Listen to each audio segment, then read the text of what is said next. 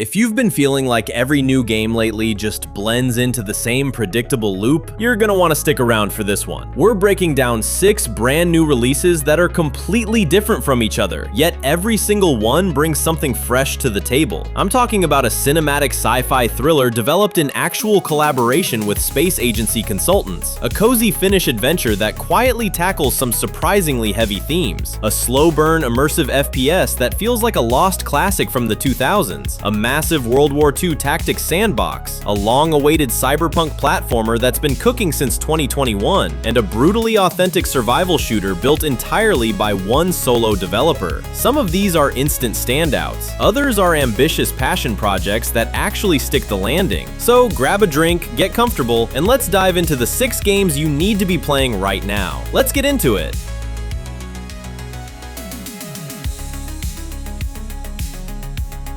Alright, let's kick things off with something fresh out of the oven. Literally dropped 2 days ago. Aphelion is the latest from Don't Nod, the studio behind Life is Strange, Jusant, and Lost Records. And this time, they went full sci-fi. So here's the setup. It's 2060, Earth is cooked, and we're not talking metaphorically. The European Space Agency, and yes, this is a real collaboration with the actual ESA, sends 2 astronauts, Ariane and Thomas, on humanity's last hope mission to survey a newly discovered 9th planet called Persephone. Their job? Figure out if humans can live there. Obviously, things go sideways immediately. Their ship crash lands, the 2 get separated across this frozen alien world, and now something called the Nemesis is hunting them. And from everything we've seen, this thing is terrifying. What makes Aphelion stand out is that you actually play as both characters, and they feel completely different. Ariane is your action hero. She parkours, she grapples, she slides down cliff faces at full speed. Her sections are all momentum and urgency. Thomas, on the other hand, plays slower. It's more investigation, more survival, more figuring out what the hell happened. 2 gameplay styles, 1 story. The game's been described as a cinematic third-person action adventure, and that's really the right word for it. Cinematic. Don't Nod knows how to tell a story, and the atmosphere here looks absolutely stunning. Frozen alien landscapes, otherworldly architecture, and a soundtrack by César award-winning composer Amin Bouhafa.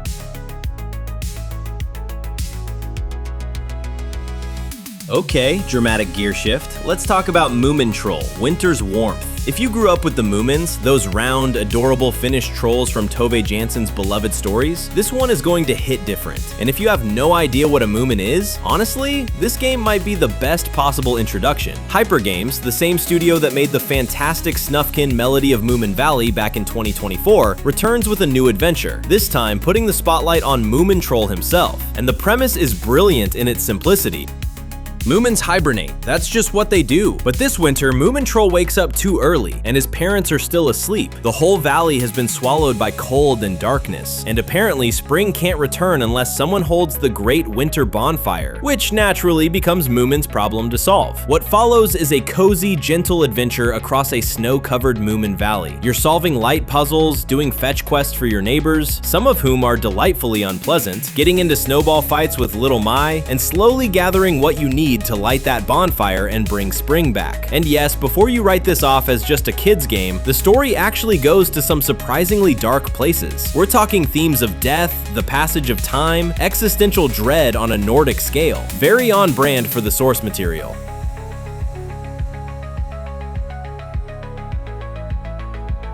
The original Industria came out a few years back. It was a small indie FPS set at the fall of the Berlin Wall, with parallel dimension shenanigans and a whole lot of atmosphere. This sequel picks up years later. Our protagonist Nora is still trapped in that parallel dimension, surviving alone in an abandoned chapel on the coast, trying to figure out how to get home to East Berlin in 1989. And just when she thinks she's close, she gets pulled back in. Because apparently her past involvement in creating a rogue AI called Atlas isn't something she can just walk away from. Gameplay-wise, Industria 2 is a slow-burn, immersive FPS in the tradition of Half-Life, BioShock, and early Resident Evil. Emphasis on slow. This isn't your run-and-gun shooter. Ammunition is scarce. Every shot counts. You physically pick things up and store them in a diegetic inventory, meaning there's no magic UI. Everything exists in the world. You've got 5 upgradable weapons: silencers, extended mags, special attacks. Enemies are robots with seriously overhauled AI. They patrol dynamically, call for reinforcements, and different machine factions will actually fight each other, which you can exploit. The environment is industrial decay meets alien mechanical horror, all running on Unreal Engine 5's fully dynamic lighting. For the strategy fans in the room, yes, we see you. Sudden Strike 5 is here, and the franchise is back in a big way. Sudden Strike is one of the oldest real-time tactics series out there. It's been around since 2000, and the last entry, Sudden Strike 4, came out back in 2017. So fans have been waiting nearly a decade for this. And from what we can see, Kite Games didn't just update the formula, they rebuilt it. This is World War II tactics at its grandest scale yet. You're getting 25 missions across historical battlefields in Europe and North Africa, from Stalingrad to Monte Cassino to the bridge at Remagen. You command over 300 authentic units, tanks, infantry, artillery, fighter planes, even armored trains. The maps are up to 4 times larger than Sudden Strike 4, and the unit count is roughly 3 times higher.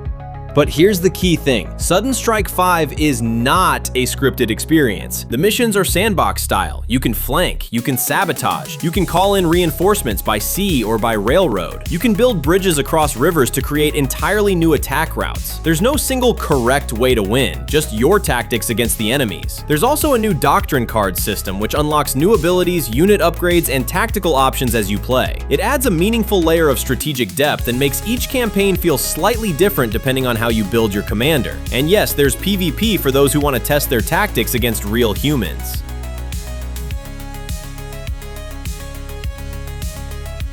Oh, this one. This one has a story. Replaced was first shown to the world at the Xbox Games Showcase in 2021. That trailer, all neon lights, pixel art, and a cyberpunk city soaked in rain, went absolutely viral. Everyone lost their minds. And then the game kept getting delayed for nearly 5 years. Well, it's finally here. And from the reviews coming in, the wait was worth it. So what is Replaced? It's a 2.5D cyberpunk action platformer set in an alternate version of America in the 1980s. Following a nuclear disaster, Phoenix City is now a corporate-controlled nightmare. You play as Rach, an artificial intelligence that has been forcibly installed into a human body by a shady organization called Phoenix Corp. And now you're stuck in there, learning what it means to be human, while also trying to expose the conspiracy that created you.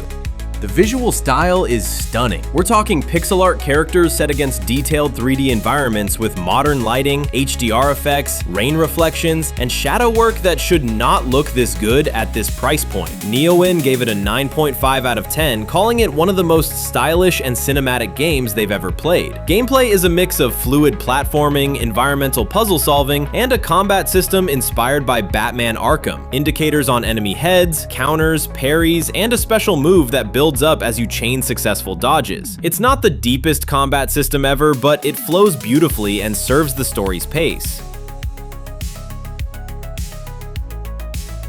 And finally, the one that's been completely blowing up on Steam this April, Road to Vostok. And here's the thing that makes this story wild. This entire game was built by one person. Antti Leinonen, a Finnish former army lieutenant and game design teacher, has been working on this solo since 2022. After 2 years of free demos that built a massive community, Road to Vostok launched into Steam Early Access on April 7th, and within 24 hours, it had sold enough copies to fund the entire development roadmap for years to come. It hit the top 15 on Steam's global sales chart by itself, built by one guy. So what is it? Road to Vostok is a hardcore single-player survival FPS set in a post-apocalyptic border zone between Finland and Russia. An explosion has evacuated an entire region, the borders have collapsed, and you're pushing east, one dangerous area at a time, trying to reach a place called Vostok.